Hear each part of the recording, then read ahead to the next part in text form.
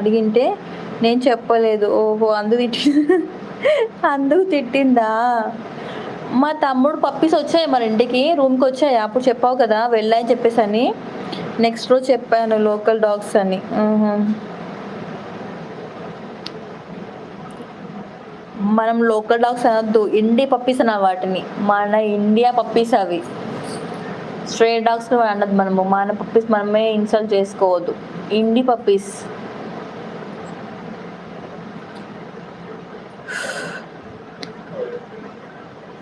ఆమె ఛానెల్‌లో ఎక్కువ కుకింగ్ వీడియోస్ ఉన్నాయి తమ్ముడు నేను చూసాను. ఆ ఐడీ ఆమెదేనా? మనం గర్వపడాలి లోకల్ డాగ్స్ అన్ని పెంచుకున్నందుకని. అవును. ఇండి పప్పీస్ అనాలి. లోకల్ డాగ్స్ కూడా అనొద్దు వాటిని. ఇండి పప్పీస్. బ్రీడ్ డాగ్స్ ఎవరైనా పెంచుకుంటారు సోక్‌కి. ఎవరైనా పెంచుకుంటారు. ఏముంది అదే ఒక లోకల్ డాగ్ పెంచుకోమని చెప్పు. అబ్బో! పెంచుకుంటారు. వాటిని ముట్టుకొని కూడా ముట్టుకోరు వాటినైతే.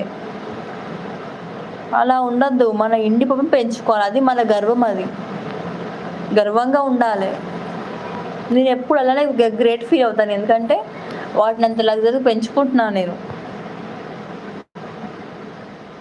అంతే మరి.